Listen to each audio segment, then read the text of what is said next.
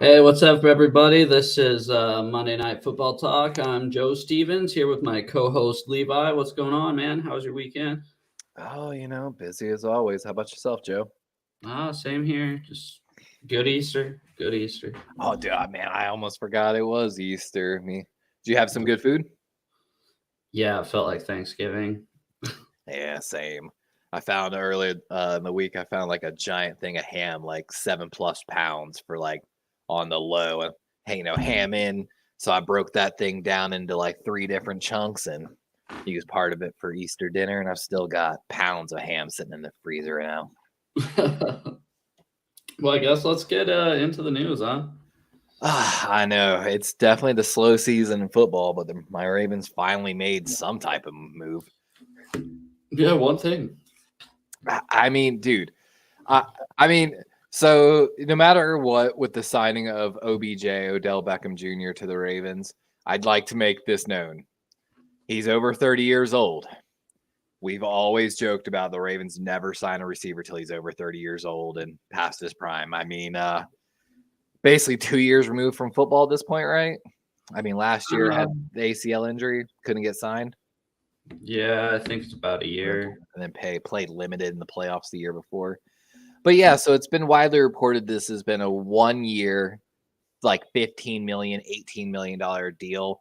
And I've seen a lot of sports reporters talk about it. And guys, we have it officially. It's not a 1 year deal. It's 1 year essentially, but it's a 5-year deal with 4 void years guaranteed. So here's the math on it. Odell Beckham Jr. is going to be a $3.9 million cap hit on the Ravens in 2023. Cool. That's great. We still have room to sign our draft class. Next year, no matter if he's on the Ravens or not, he's due $13.7 million as a cap hit without being on the team. And then every year after that, Odell almost another $3 million, all the way to 2027. The entire deal is fully guaranteed. That's something you want to give a 30-year-old receiver with injury issues, right? I mean, I think this signifies one thing. That they're trying to get Lamar back. That Lamar's not going to be traded, at least not yet. Mm-hmm. He's not going to hold out either. Like, he's going to sign his tag and play. I think the bar is going to be set at this. The Ravens are more than likely going to go over the cap for one season. With that being said, it's basically going to be shut up or put up or shut up for Lamar. They're going to give him all the weapons, I think, here. We're monitoring. I don't know if you've seen about DeAndre Hopkins. No. Oh, hey, what up, Nathan Z? No, what up, I Nate? did not. I didn't know they're in the running for him, but the Cardinals don't want much for him, really. I think they're just trying to get rid of his contract, right? So The thing is, they're kind of being blackballed a little bit. He wants out. He doesn't want to play. And the trade, what the team wants for him and what teams are willing to give him while also having to rework his deal. There's been a lot of speculation he's going to be a release candidate post-June. that would be awesome. And so it's going to be an open bidding war. Baltimore's tried. They've had the talks with Arizona, but between basically, it was kind of funny. Everyone was calling with that we couldn't have the draft pick, so we were offering a player. Everyone thought it was going to be a Chuck Clark, who of course got traded to the Jets. I made it public, and I'm still calling it. It was Tyus Bowser, our outside linebacker, due like $6 million this year. So it's one of those ones. If we cut or trade him, we're going to save $6 million. I love the dude, but I think he's going to be one of those guys. Probably gets cut to make a little extra room. Mm-hmm. No, I got you. Yeah, it was just so random that the Ravens signed Odell Beckham.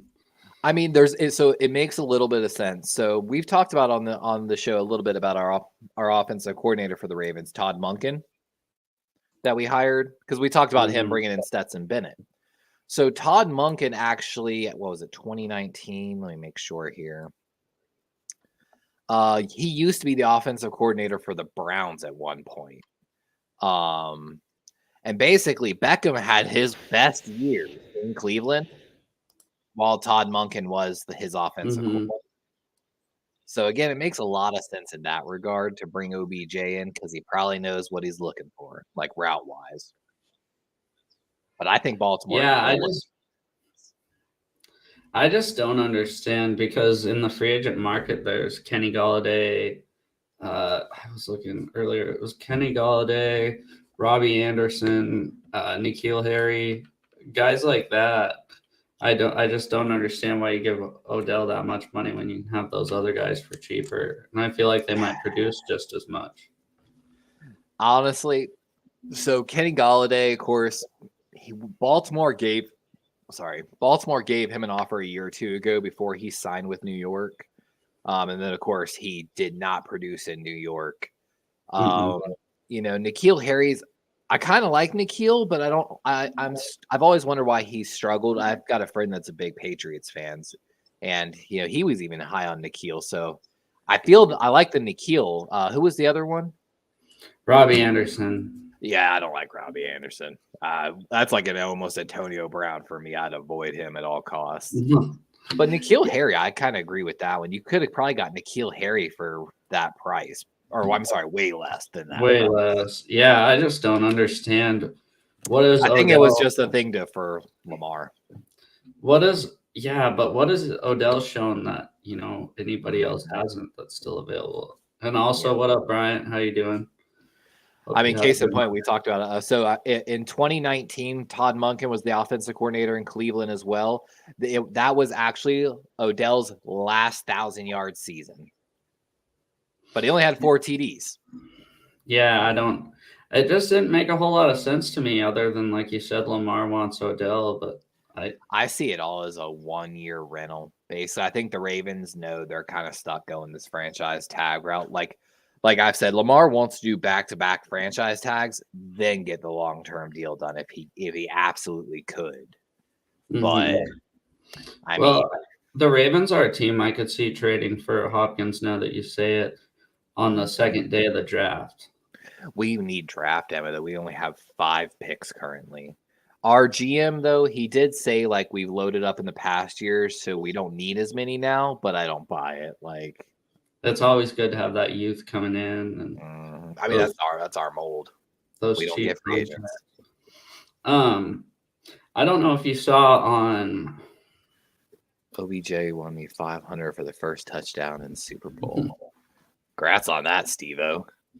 I don't know if you saw they had a big salary cap guy on Ryan's show on Friday. First thing. I did not actually. He's going to be on Bryant's show on Saturday. So if you have any questions about anything, if you don't understand, he has a website for the 49ers cap and the Minnesota Vikings cap salary cap. Okay. He's really good at it.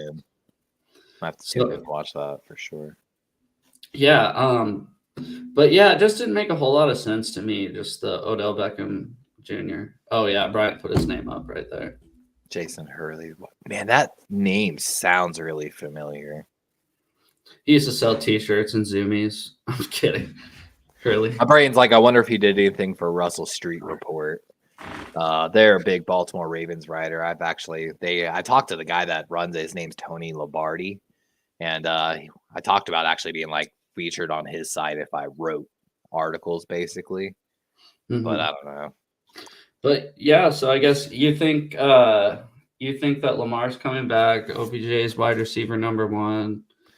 Rashad Bateman's number 2 for sure. Yeah, but Andrews, I like Likely a lot on your guys' team. Oh yeah, the CCU kid, Chanticleer. Yeah. And of course we lost. So we actually last year drafted Charlie Kolar, big 6'7" tight end, actually before Likely.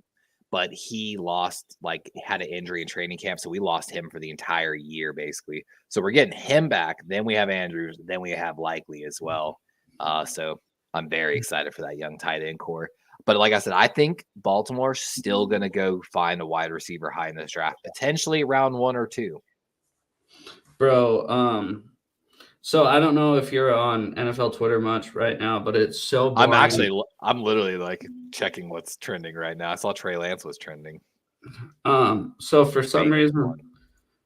everything that any player tweets right now, it's April. The draft is what, 3 weeks away, 2.5 weeks away. Yeah, basically. Free agency is basically dead right now. So anything that a player tweets. So Stephon Diggs tweets so with a bunch of dots afterwards, right? And people are going, OMG, Stephon Diggs to Dallas, Stephon Diggs to Miami. 1 minute later, he tweets. So everyone's going crazy. This is basically moral of the story is this is how the offseason is right now. Literally. Like 30 seconds later, he tweets, people who drink something while food already in their mouth are crazy.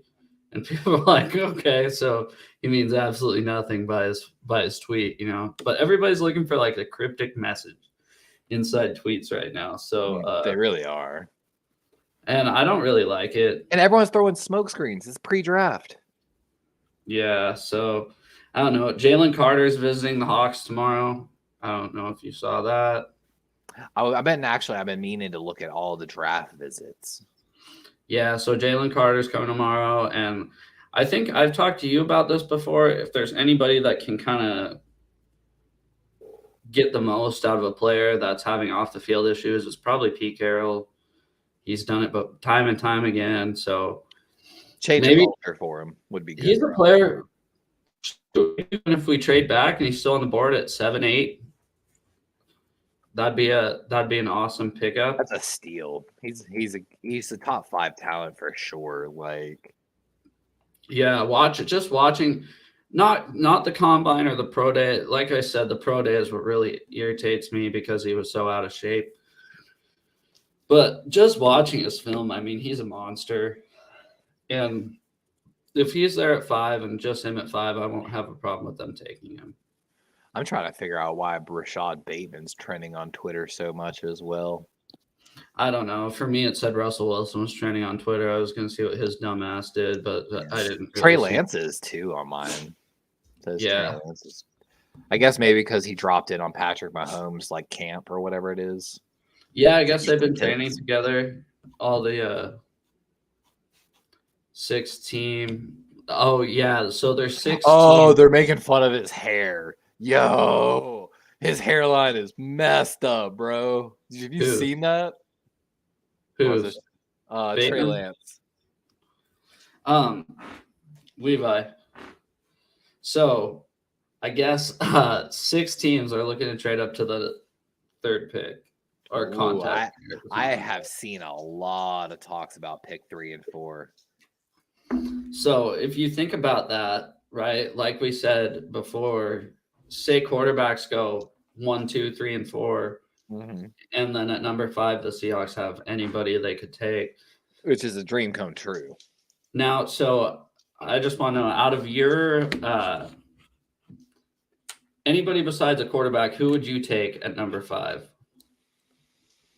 Oh, I mean, for me, Jalen Carter, Will Anderson, it's just they are the top players in this draft. Like, no questions asked.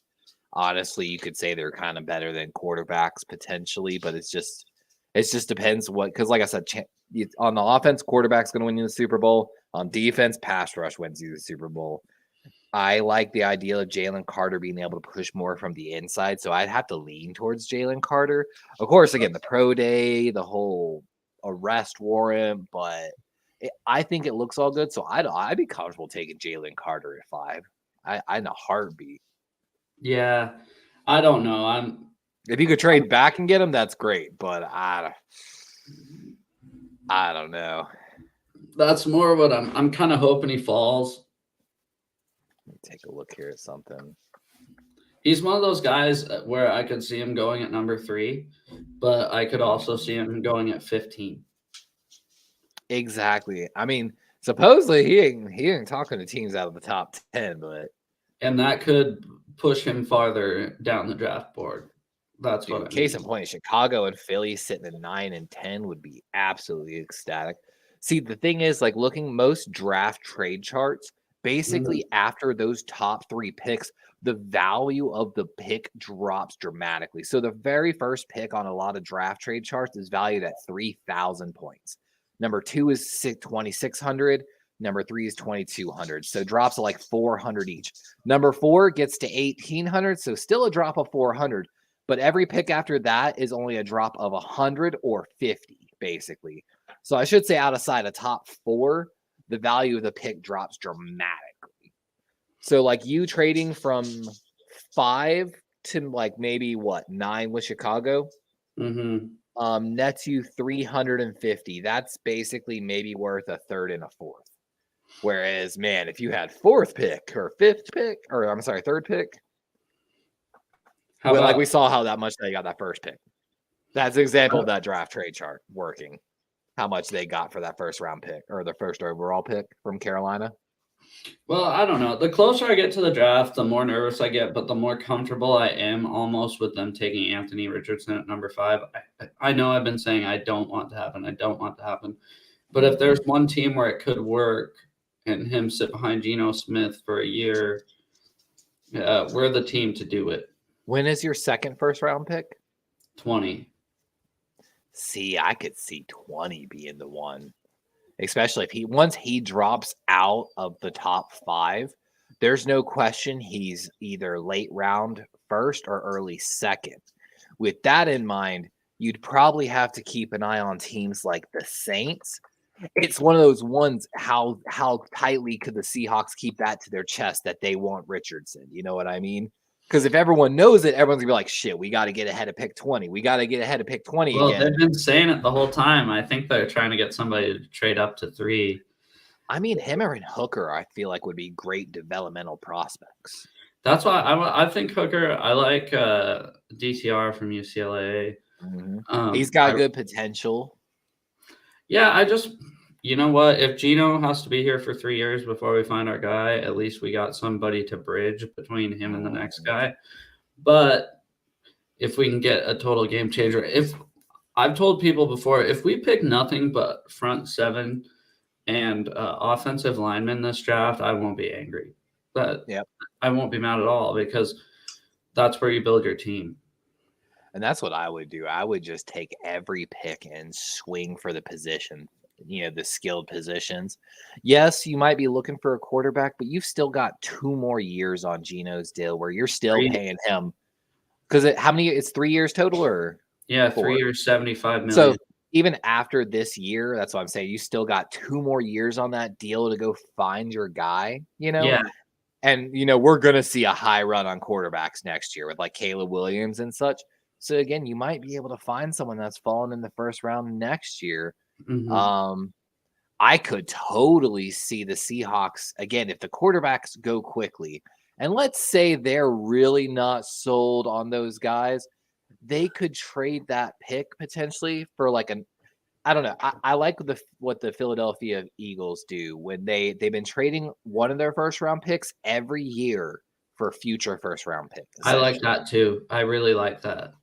And just garnering all those extra round picks, basically. Like they're basically flipping a first round pick a year in advance for like 3, later day picks, which is a great model in my opinion. Once you have the extra pick.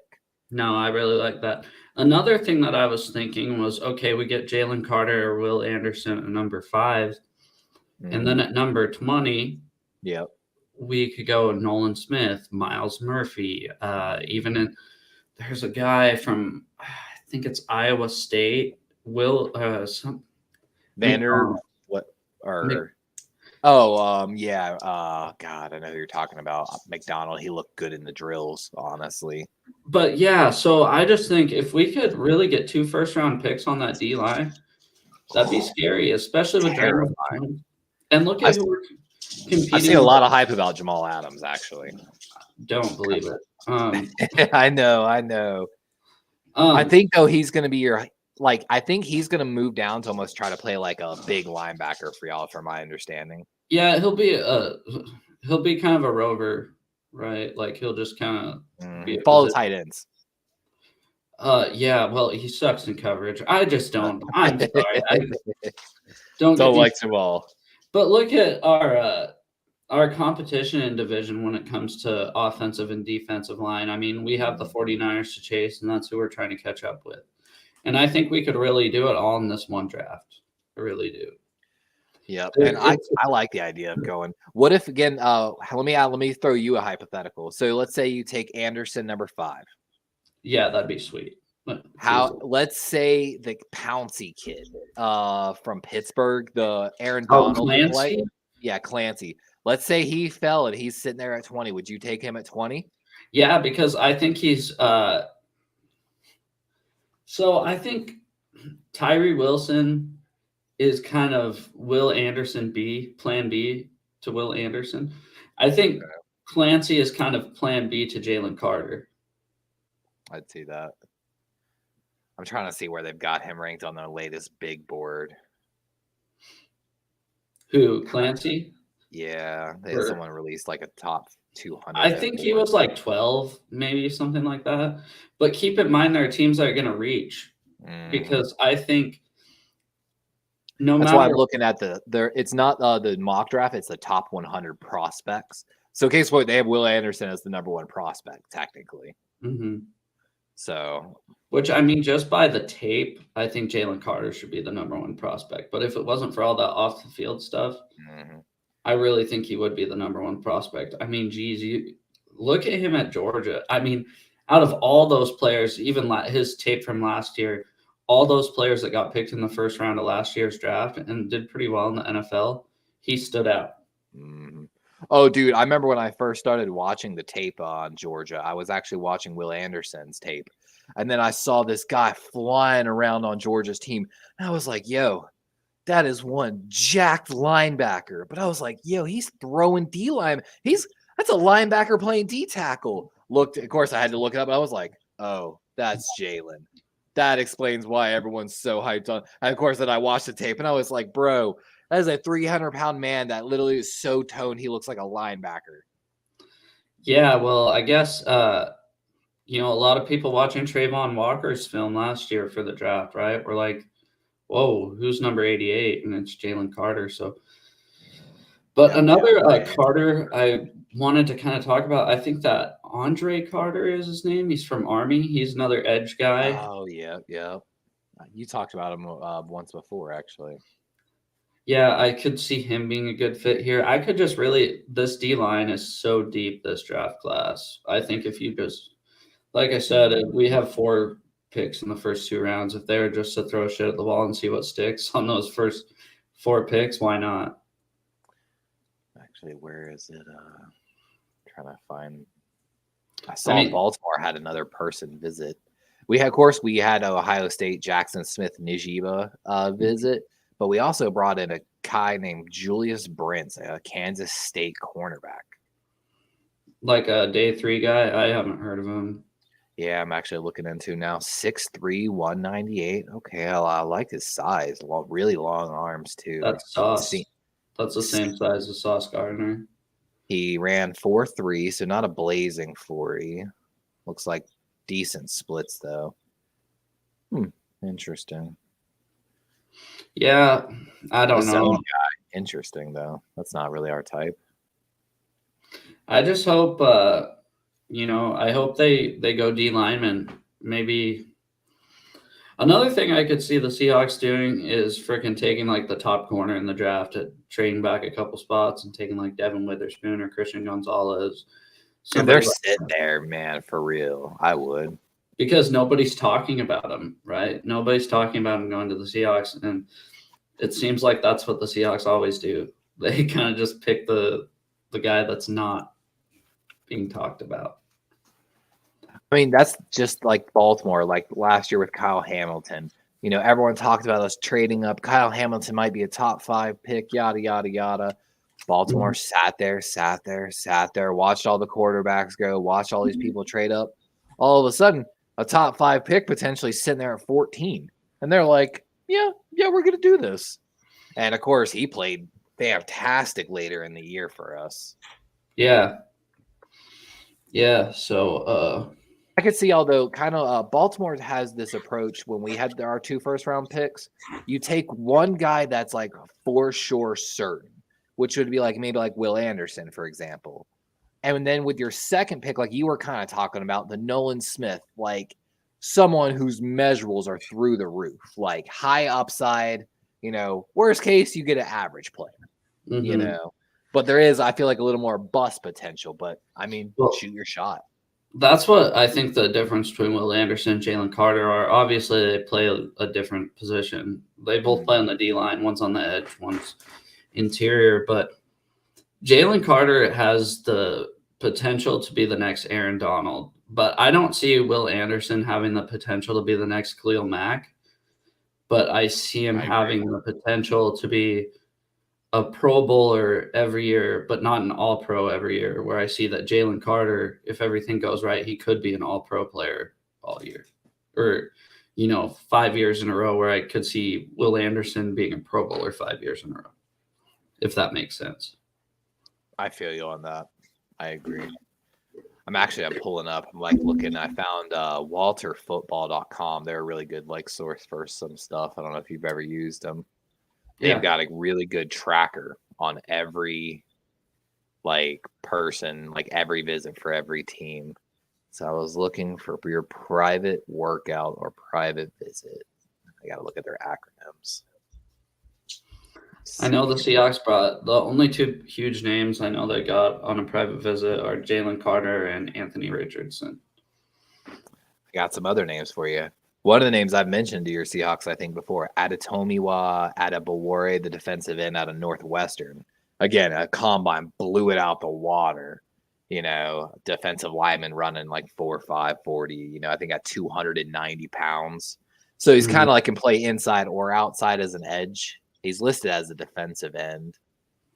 See, this is what I love. It has all your smaller guys, and these might be your later round picks. That's kind of the list I was looking at too, because a lot of the guys I never heard of before.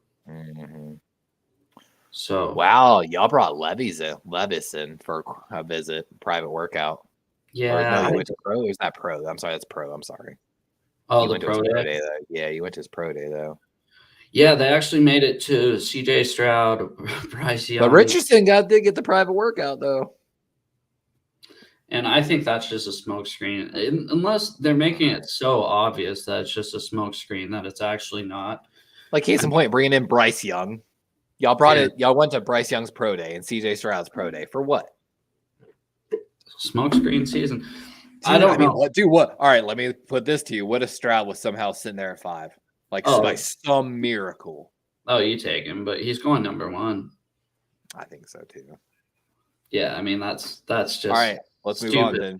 Bryce Young at 5. That's dumb too. The top 2 teams are taking a quarterback. I'm just saying, dude. You never know. Case in point, Oakland Raiders. Levy's at 3. I mean, at 5.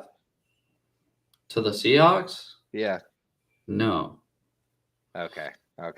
I was trying to find where the line was drawn. I know your thoughts on Richardson already. I don't like him, but I like him more than Levis.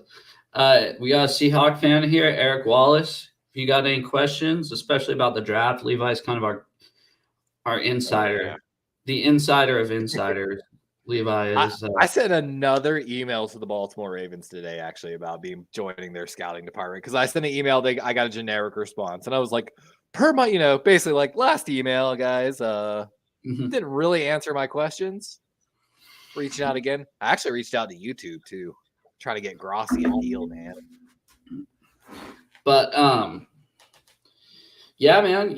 What do you see the Ravens doing? Like you said, Jackson Smith and Jiba came in. I don't know if I trust him just because he played one game last year and had 43. And that's what I'm saying. Now, don't be wrong, dude. When you look at him on tape, it is very clear, his twitchiness, his speed. But I'm with you on that, dude. I'm so terrified of the injury. Baltimore does not have a good history of this with the wide receivers and injuries. Bateman's getting screwed out of his foot. But I definitely see us going for a wide receiver. And it's one of those ones. He's a top 10 talent, in my opinion. But if he's there at 20, Baltimore takes him. Absolutely. Who are the other ones right now that Baltimore could be looking at? Jalen Hyatt. I've seen mocked in some in the second round, actually, because I see Jalen Hylett falling out of the first round. Quentin Johnson's been very popular to the Ravens just because TCU. the big. Say what? That's a TCU, TCU. yep. Yeah, that's the one I was thinking of. I could see him being kind of a fit there. Yeah, big 6'3" guy, which we kind of need a bigger jump ball guy, and he's kind of specializes in that a little bit. We've got enough small. We have Devin Duvernay, James Prochet, and Tylan Wallace. They are all like 5'9", like barely 200 guys, slot kind of guys, you know. So we've got enough of those. We need big guys that can do it, you know. I'm very interested though, like looking at all the visits. The Ravens have had quite a bit of work done. Eric, we just kind of talked about this just a little bit.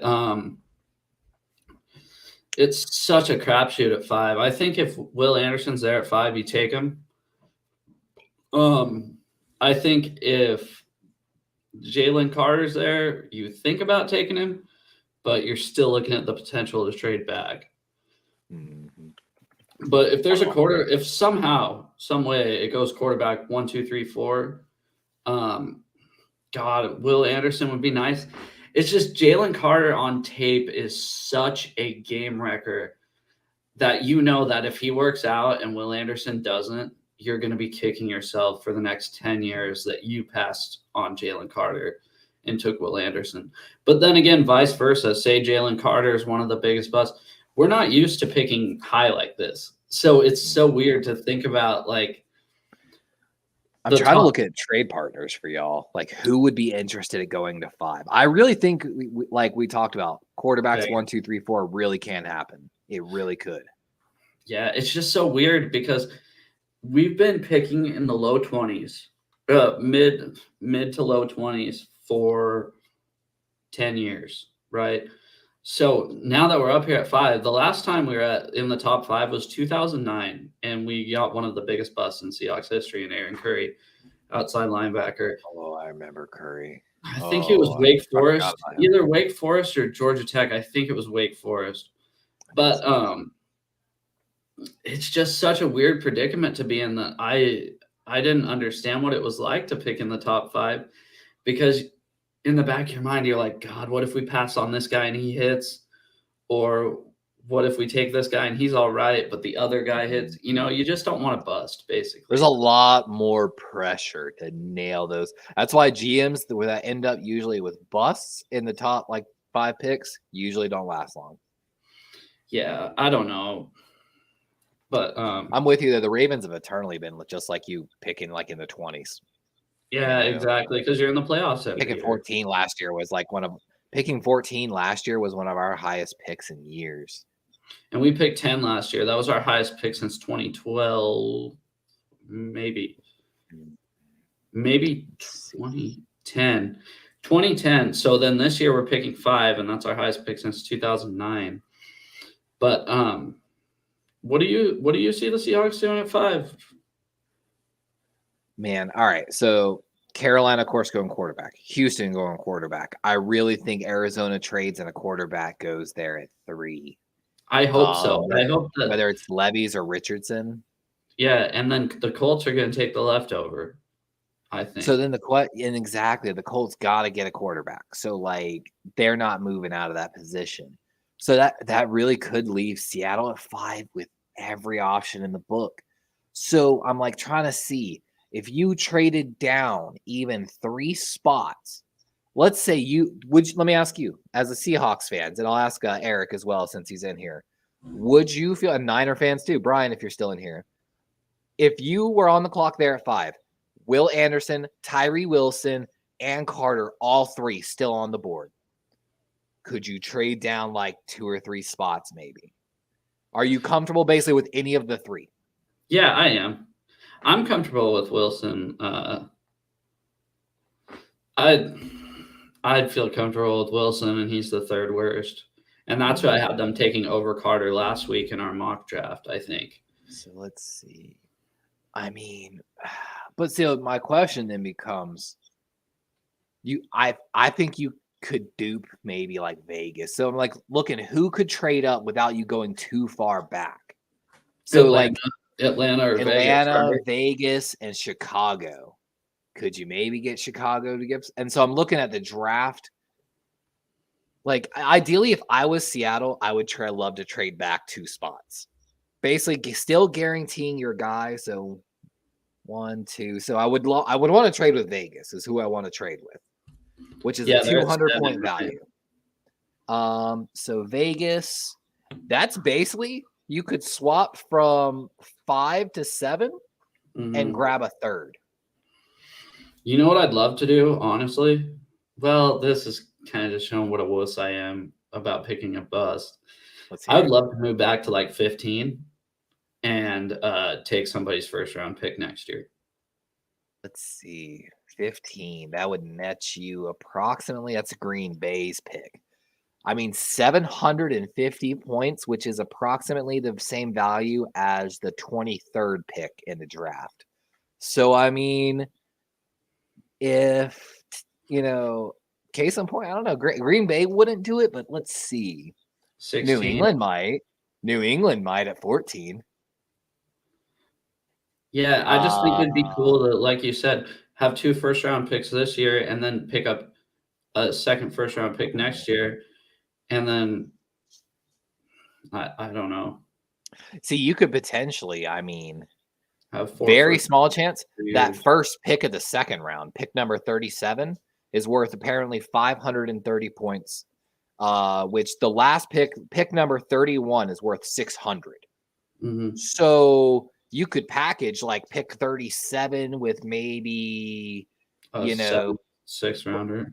Exactly. Something just to give it a little more value and take someone's late first round pick and still get 2 first round picks. So I don't know if you know this or not, but in 2009, the Seahawks traded our second round pick for the Broncos 2010 first round pick. That pick ended up being number 12, and that was Earl Thomas. So I'd really like to do that. If it's worked out in the history, right? Shout out Lawrence with Platform 246. Bryant says he hopes the Niners don't trade up. Eric says, hey, Levi, what would your Ravens do? I would strongly consider moving up just in case Jackson gets his way. He had his Ravens chain on today, man. Did you see him FaceTiming Odell with his big old Ravens? I did. I mean, that's been his game since the start to put pressure on the Ravens. But you know what? They did need to do something. The wide receiver market is scarce right now. And I still think I highly expect the Baltimore Ravens to take a first round wide receiver still. And if it's not first round, it'll be trade back into the second round and then taking like high second round. Someone that's like maybe like Jalen Hyatt, or if one of these other wide receivers like Johnson, or Jordan Addison from USC is slipping a little bit. Sure, which I've seen him. I've seen him slipping a little bit. Let's play GM right now. I'll be John Schneider. You be Ozzie Newsome, or the guy that took over for him. Yep. All right, EDC. Yeah, I'll give you pick number 37, and I'll take your first round pick next year. We'll call it a deal. See, that's what I want to do. I'll take the Ravens first round pick next year. I mean, and I'm telling you, Baltimore with only having 5 picks they want to trade down, but they really need a guy. So let's see here. Baltimore has, of course, pick 22, value 780. So there's a 250-point difference. So I would need like your third next year for that trade as well. All right. So your second this year, your third next year, and I'll give you maybe like a 5th this year or something. Like something. I'll take let me see here.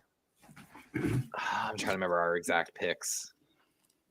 Hey, also, Bryant, if you're still here, pick this up from the card shop today, so we won't be running low on packs anytime soon. But as Bryant said, best player available is usually Baltimore's draft strategy. I think that's everybody's, good team's draft strategy, right? Which it seems like that's when the Seahawks started to falter, is when we started drafting for need instead of best available. There's extra pressure to like take players that you don't really need, that you're just not sold on. Like, but I definitely see Baltimore trading back. I think Seattle might be a great candidate maybe for that. But regardless, I also see Baltimore being the team that everyone's staring at. If any of those, if Levis or Richardson's falling, Baltimore is immediately going to be the first team on everyone's radar at 22 to go get their quarterback to trade back into the first round for, because everyone knows they made the playoffs last year. For some reason, I was thinking they were sitting around like 16, 17. But yeah, they made the playoffs last year, huh? Yeah, we made the playoffs. It was one of those ones when everyone's like, "Oh my God, aren't you going to watch the game?" I was like, "Dude, I don't even want to make the playoffs." I was like, "I know we're not going to the Super Bowl with Huntley. I'm sorry, but I'm just realistic about it." I was like, I'd rather take the higher draft pick. See, I knew we were going to get the crap beaten out of us by San Francisco, and we did. But just to say, well, I guess it's kind of a different situation, right? Because the Seahawks weren't supposed to do anything last year. Mm-hmm. Then some people had the Seahawks having one win on the season. So just to say that you're a playoff team the year after you trade Russell Wilson and you still get a top 5 pick, it's kind of all worth it just to move down those couple extra spots. I'm telling you, if Richardson's there at 20, I think that's for y'all. I think that's a guaranteed at that point. See, I wouldn't that one I wouldn't mind. I wouldn't mind him at 20. I don't want him at 5. If that I absolutely agree with you. From what I've seen on tape, the only other quarterback I would even consider a top 5. I actually kind of consider Levis, but from my understanding, I watched the Georgia tape. It looked pretty good. Oh, Tony. If you look at his other tapes, that's where I've heard he's inconsistent. So. Oh, I thought you were going to say Stetson Bennett in the first round. God, no. I was what are you talking about? I'm realistic. But yeah, when you said I've been watching Georgia's tape, I was like, oh my God. But yeah, whenever I watched everyone, I watched basically everyone play Georgia, and Levis had some good tape because they have men. They don't have boys. They have men, and exactly. And in the national championship game, I mean, that was probably the worst national championship game I've seen since I've been alive. TCU should have never been there. I'm sorry. I love TCU, but it's one of those ones. I commend TCU's coaching so greatly because TCU is one of those ones. Like I told you, I got to be a coordinator for University of Arkansas. One sec, guys. We got Levi trying to fix his headset here. Bumped it. But if you guys have anything in the chat, questions for Levi or me, don't be afraid to ask. Draft questions, free agency questions, hot takes. We do it all. Oh, you're muted, Levi. One sec. There we go. I think we're back now. Yeah, you're on. I don't even remember what we were saying though. Yeah, I don't remember. Oh, TCU offensive coordinator from Arkansas. But, I got to meet some of these SEC teams. I'm telling you, you see the difference even in like the bigger and smaller teams there. So like when you see TCU, the size difference, that again, like you said, that's Georgia got grown men playing football. Mm-hmm. And, TCU, their coaching staff put their players in great positions. They scouted well for their program and, tabbed off to them. But I think any of the other teams in there would have given us a better game. Bryant wants to know if you see the Patriots drafting Moody from Michigan, the kicker. Moody from Michigan, the kicker? He's a huge special teams guy. That's Bryant. He might okay. He might be doing an inside job right now for the 49ers as a backup special teams coordinator, it appears. I've noticed. It's one of those ones you got to always do so let's see. Made 100 penalties, extra points, longest 59 on the season. That's pretty good. I don't know if I'll ever be as high as on anyone as the kid we brought in to replace Cook for the Ravens. I'm having a blank on his name, which is horrible right now, but he's only been with us for a year. Penn State punter. Oh my God, it's going to drive me nuts now. Do you remember that Penn State kicker that was fat and like he laid? Dude, he was huge. Sorry, no, you're fine. Totally off topic. But No. We had a good guy, Jordan Stout. He actually sat out for a year and just held kicks, basically. Didn't do any kicking duties, just held. Because in Baltimore, I don't know if you know this, in Baltimore, our backup quarterback is not the placeholder for the kicks. It's our punter. No, nobody is anymore.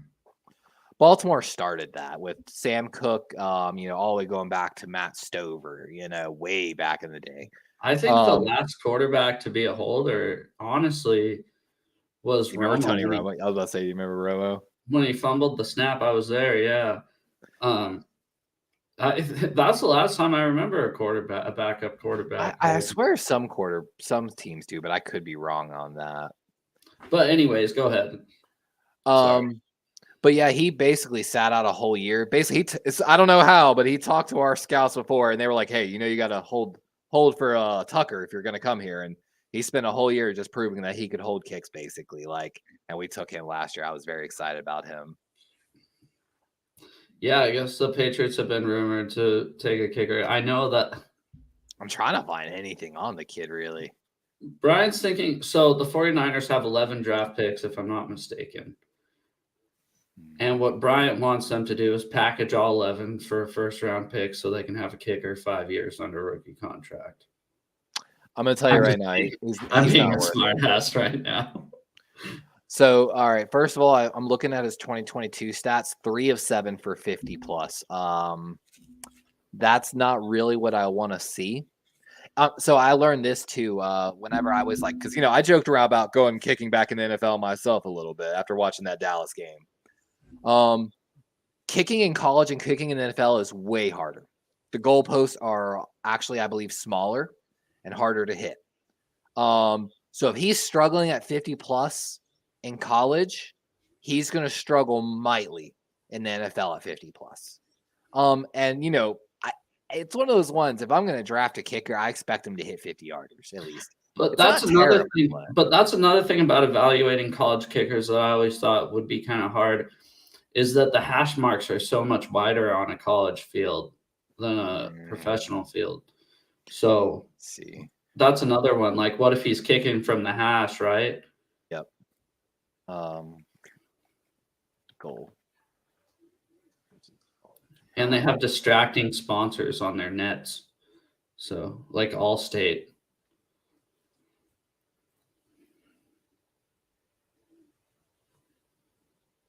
Let's see here.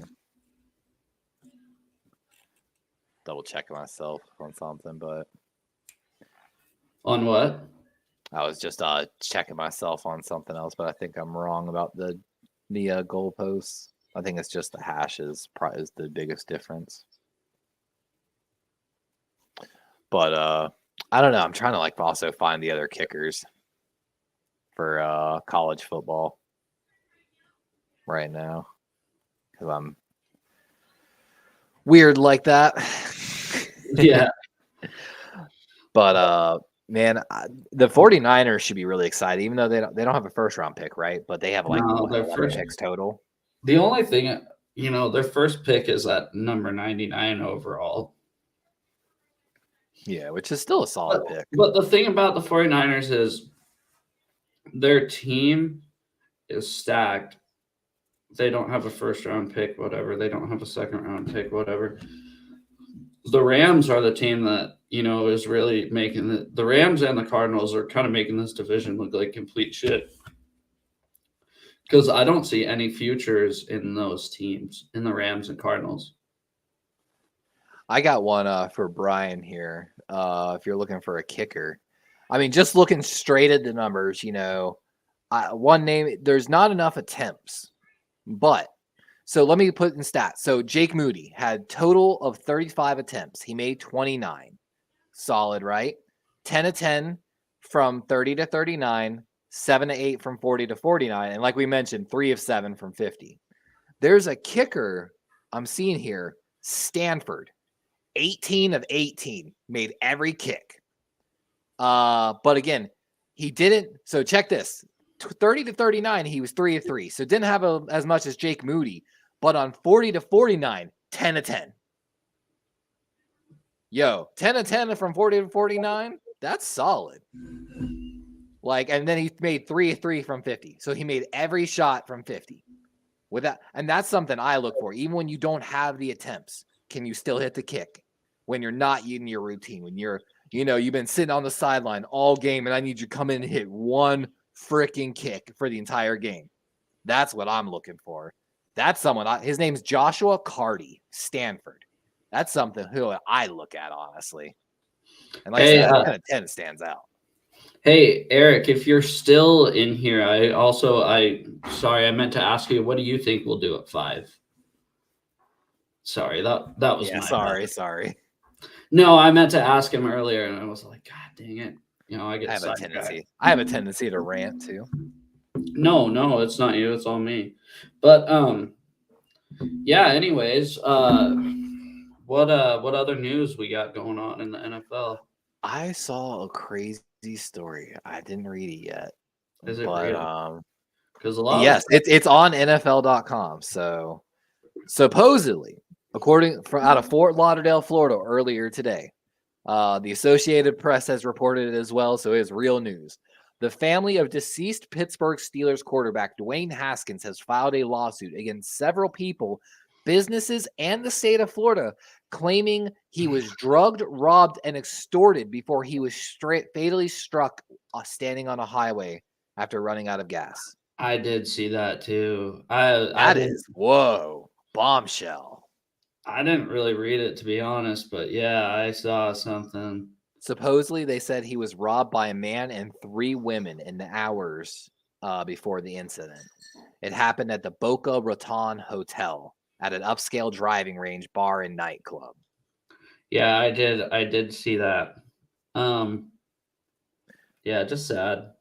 Just really sad. Yeah. Nobody should lose their life at that young exactly. age. We actually had just moved here, I think, to Florida when that happened, if I'm not mistaken. And he was with the Steelers, right, when that happened, I think. Yeah, he was going to be competing against Mitch Trubisky and Kenny Pickett, basically, for that starting role. And supposedly he had a lot of hype building for him. He was down here in Florida working out with a lot of the wide receivers, and definitely very interesting. Yeah, I haven't watched tape on him, but I'm telling you, I immediately pulled up all the college kickers and just looking at first thing I did was pull up because I'm looking at 50 plus and looking at how good they can kick, and that name jumped off the chart for me. I just get nervous with kickers too because it seems like in college. Do you remember that Roberto Aguayo for Tampa Bay? I think his name was. And boy, he just sucked. He was like a 3rd or 4th round pick and just couldn't. He just couldn't. I'm fine with fourth and lower, honestly. For a kicker. It also depends out last year in the 4th. It also depends where your picks are at too, right? Because say your first pick is in the 3rd round, you don't want to be wasting a 4th round pick, which is a higher pick for you, on a kicker. Well, I guess not wasting if he works. Someone that fell out of that day 2, 2nd, 3rd round picks, basically, that somehow is in the 4th, and you're like, bro, how did he make it here? Because had that early one. Have you been hearing about anybody falling or moving up anybody's draft board in the last week? Because I really haven't heard a whole lot, other than Jalen Carter, the obvious, and Anthony Richardson. That news is kind of different. Over. Go ahead. I've just seen nothing but different opinions. No one really falling, but just everyone's got so many different opinions about these guys, where they sit. I don't know if you saw. I think we might have talked about it last week. Mike Tannenbaum put Hendon Hooker going 5th overall to the Seahawks. I was like, what is this guy smoking crack? I know, right? Tannenbaum, he used to be Jets and Packers, wasn't he, at one point? I thought just Jets. He might have been with the Packers at some point. I think the Packers he's been around. Yeah, maybe he was helping with the Packers because I know the Packers forever was Ted Thompson and now Gutekunst or whatever. But yeah, so I don't know. I guess we'll see. This is the dead season where there's just so many rumors. Everybody wants to talk about football, but there's nothing going on with football, right? Which is kind of what we're doing. But I'll joke around and say some bullshit rumor, but I'm never going to be one of those people if you're watching to. Doesn't Grossi have a series now dedicated to trying to start false rumors almost? Oh, I don't know. I haven't been keeping up with him, but I just know if you're watching right now, I'm never gonna say anything just for clicks or anything because I don't I like agree. people that do that. I It's agree. so just like whatever, dude. I was joking around with Ryan and Bryant on God, it might even been last night or maybe it was Friday or Saturday or Thursday. I don't know. But, I just start saying some ridiculous shit. And it's so crazy how everybody can tell I'm joking right now, right? When I say it like that, because I'll smile and nod. But when people do it over Twitter, nobody can tell if anybody's kidding. And then people take that tweet, right, about like Aaron Aaron Rodgers or something like that, and then they'll tweet it, and then everybody else will see it, and it's just It's like a game of telephone. This guy says it, then this guy repeats it, but it's slightly different. Then this guy tells it, but it's slightly different. By the time it gets back around 10 times, it's like, whoa, where did this story even come from? Like, yeah, exactly. So, yeah. What do I you think it's want to do? interesting. Oh, I was Oh, gonna go say, I ahead. think it's very interesting. I was reading more about the Haskins thing. His family attorneys are supposedly going to be subpoenaing documents and stuff.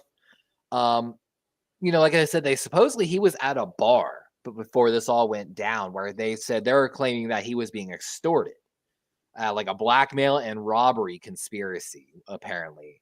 In fact, his highly expensive watch was stolen from him shortly before his death, apparently. So supposedly he didn't have his really expensive watch on when he died. But according blah blah blah blah blah. So his blood alcohol content was 0.20, 2.5 times the legal limit. According to the University of California, Davis, and other universities, someone of Haskins' weight would have had needed to drink at least 10 drinks in the hours before his death to reach that level. So he was like 10 drinks in going down the Florida highway, apparently, before he ran out of gas. Oh, is that what happened? And then apparently he had ketamine in his system. Because I thought he was like I thought he was like at a gas station or something. He was trying to go get gas. His car ran out of gas, so he was walking down the Florida highway trying to flag people down, but he had a gas can, I think, and he was trying to go get gas, and he got struck by a car. But supposedly ketamine was found in his system as well, which is I don't know anything about that stuff. That's a horse tranquilizer is what that is. That's a horse tranquilizer. Yeah, I don't know. Yeah. I hate hearing about this stuff because it's just sad. You know what I mean? I never even liked Dwayne Haskins, but it's just sad. And that's how I felt. I was never a big fan of him. I thought he had, it was one of those ones I'm like, I don't trust the Ohio State quarterbacks. Now, CJ Stroud has changed that tail on me a little bit. Well, we'll see. We'll see. Exactly. Well, time will tell us. But I saw the Washington Commanders have settled officially in a lawsuit with the District of Columbia attorney over fans' season ticket deposit money. I'm guessing probably with the whole turmoil. Bro, this guy's such a clown. I don't know how he still owns a team. He's only having to pay fans $200,000 apparently, which is probably nothing. And supposedly he's going to pay $425,000 to the district to resolve allegations related to the. So he's paying more to the district than he's probably paying back to the people who probably gave him more than $200,000. Yeah, I don't deal with that guy. I think he's a scumbag. I agree. Like, is there any top 10 list or anything you want to make next week? I know. I'm been trying to think about trying to think. So what is next Monday? I'm excited to plan out. We got to plan out the draft here in the next upcoming weeks. So I'll make a stream for it. I was kind of talking to Ryan about it. I think he's down to do it. You should figure out if you can because I know you pre-plan yours a lot. I don't know if there's a way for me to pre-plan mine that actually would work correctly. You know what I mean? I could plan it, but I don't know if it would link up correctly. So I think what'll happen is I can share that link to the stream days in advance, right? Oh, okay. So that link that I send you 5 minutes before we go on, 10, 20 minutes before we go on, we can I think we can do that far enough in advance to where everybody can start linking their streams up and then schedule schedule them, because I think we're going to want to do a cross stream on that one, so it'll be on everybody's channel. I think that would be awesome to have us all like video and everything together for it. And then I got a TV right here, but I'm going to actually change it to right here. That way I can just be like this. I might do the same, honestly. I'm trying to figure out, because I don't have, see, my problem is also I don't have freaking cable, so I'm usually like pirating my streams, but I have dual monitors, and I could set up one of the TVs right above me, hook the Roku up to it so it's smart TV, and then actually cast to it as well. Yeah. Let me see. So the draft is technically the 27th. So we've got next week's stream on Monday, and then the following Monday, and then that Thursday is draft night. Anybody in the chat, is there any top 10 lists you'd like to see next week? And then we'll probably do, obviously, the Monday after that, we'll definitely be doing more of an in-depth like pre-draft. Yeah, probably the most in-depth mock draft we've done, just because that's going to be the big one before the draft. But if there's anything that anybody in the chat would like to see, just leave a comment, like a top 10 list. I always enjoy doing the top 10 lists. I think they're really fun, just because it gets your mind going about like stuff that's happened before, right? Agreed. I think too on next Monday's on the 17th show, I might spend some time this week looking into the more into depth in those visits, and there's going to be more visits throughout the week. But trying to get a better idea of who some of these teams might be targeting late round. You know what I mean? Yeah, because that's where I see the common interest. That's where the Seahawks usually find their gems, right? A bunch of teams find their gems in the late rounds. That's where I've noticed that sustainable teams, that's where they really find a lot of their talent. So my dream, see, it's like I told you, I wanted to do like all 254 players before the draft, but I'm a little behind on my deadline. Yeah, a little bit. I would love to successfully like call my, like, if I had, however many, like 10 picks, my 10 best players in the draft, 1, 2, 3, through 7, whatever, and wave that up every year. Because, even though they don't all go to your team, it's easy to see on some teams, of how they're doing, who the breakout, 4th round star is on what team. And I'm like, that would be my thing for me to like go into scouting if I could pull that off. And so that's why I want to take an in-depth look and try to predict these later round picks for not only hopefully my Ravens, but maybe the Seahawks and maybe the Niners as well. Yeah, we definitely have a lot of Niners supporters that are exactly supporters of our channels. I would be, dude, if one of them ever wants to come on this Monday night, I'd be very open to it. Oh yeah, for sure. Yeah, if they ever want to come on, we can just drop a link or whatever. Yeah. You know them better than I do, so. Yeah, but they're all really cool guys, all of them. So. Yep, they are. Before we get out of here, I want to give. Is there any streaming that you're going to be doing this week, or? Not planned. I've got girlfriend's off the next 2 days, so we've got DMV and some other stuff we got to get done. I don't know. Then I don't know. I just got so much stuff going on. My brain's. I'm also, like I said, I'm working on getting back in school and everything as well. Do you got any streams coming up? Wednesday I'll be doing my weekly NFC West kind of roundtable deal we do with Ryan from No Border Sports. Shout out Ryan. Okay. Brian, you can come on whenever you want. Just name the time. Yeah, man, dude, you're welcome to come on and just talk, my guy. If you want to come on right now, just let me know and I'll send you the link on Twitter. Like I don't care, Brian. Brian's a good guy. If Brian comes on, I got to grab another drink. That's for sure. Yeah, Brian's one of those guys. He's more than welcome in the channel anytime he wants. So yeah, big shout out Brian Culp. And then Thursday, Corey got a little sick, so he's going to take the week off. I think we're doing trivia on Brian's channel this week. Possibly. Don't quote me on that because I'm not 100% sure. And then Friday. What time are you doing your Wednesday? The Wednesday you're doing the roundabout thing, right? Yeah, we'll be doing that at 6 p.m. Okay, 6 p.m. That's 9 my time. And it'll be on my channel this week. We flip-flop every week. Okay. So it'll be Ryan's channel the week after. So I Try think to at the bare minimum drop into chat to come support. yeah, for sure.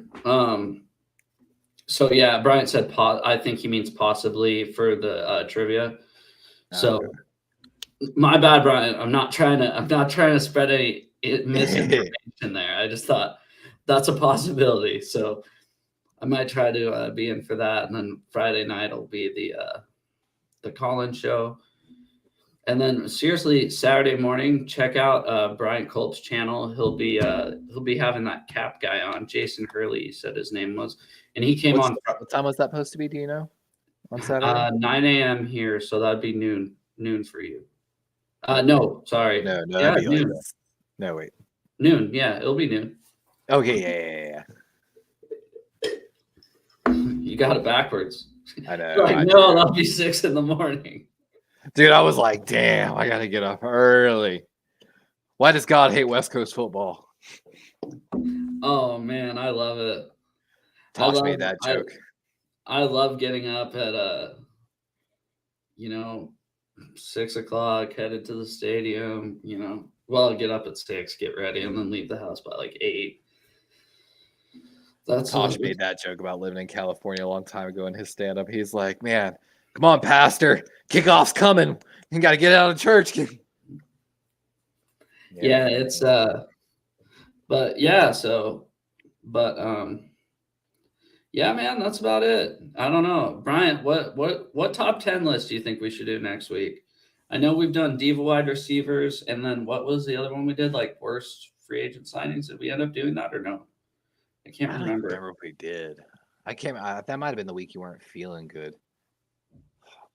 Man, I'm also like looking over these free agent lists. I know we did. Didn't we do worst trades or something like something? I think we did. I feel like we did. Because I know for a fact, if we did, I hate Russell. All my days are blending together. Sadly. But okay, so there's Wednesday, Friday. Friday's 9 o'clock, right? As well, like PM. No, it should be. I think he's doing it at 5 now. 5. Okay. Top 10 coaches, Bryant. Do you mean Ooh, right now or all time? That's tough. Top coaches is a good one. See, that's one of those ones. There's going to be disagreements about my own team because I'm not high on Harbaugh. Yeah, if it's right now, there definitely will be some disagreements on the Ravens because I think he's pretty damn good. Controversy. Good talking points. I know. I was literally scouring today, just keeping an eye on who was trending. I almost forgot we signed Nelson Aguilar too. So forgot that we added him to that mix. So Bryant wants to do top 10 coaches, I think, of all time. Of all time, okay. So, well, he said both, but we'll just do we'll do all time because there'll be some current coaches in there, I think. Yeah. In my unexpert opinion. Or we can do them separate. It don't matter. We could do top 10 in the league right now and then top 10 all time. It don't matter because I think we'll have enough time. So I apologize. I've been slacking on it. I meant to get with you on topics for this podcast or stream tonight, and I didn't. Oh, it's me too, dude. I haven't been feeling great lately. Well, you got work, haven't been feeling good. You're going on tons of podcasts, man. Well, last Friday I was like, dude, I don't know if I'm gonna go on there, and I felt like I was starting to get the flu, and then I went to bed and woke up the next day and I was fine. So thank God. I thought I was gonna get the flu. I was like, man. I'm glad you didn't, though. But yeah. Anyways, I think we're gonna peace out of here, don't you think? Or yeah, I'm good to call it a night. Honestly, I'm super tired myself. I still haven't eaten much today, so I could call it easy tonight. But I'll be trying to come in as much as I can, and I'll be trying to stream, guys. We'll find out if I actually do. Yeah. Well, like I said, make sure before we leave, go follow Bryant Culp, Eric Wallace. I don't know if he has a channel, but he pops in all the time. He's a Seahawks fan. Lawrence with Platform 246. That's that's a guy I know. One of your followers, AEW and WWE fan, Yeah. they would get along great because Lawrence does like he did like a WrestleMania live stream and stuff like that. He does stuff like that, and he also does 49ers content. And then Steve-O and Nathan Z. Make sure everybody go and support everybody. It's free. So Eric Walls. I feel like I'm on the wrong profile here, Wallace. It's like a bunch of but anyways, we hope all you guys have a great night, and I will see you Wednesday, and then Levi will see you Monday, possibly before that. So we'll see. Later, see you guys. guys.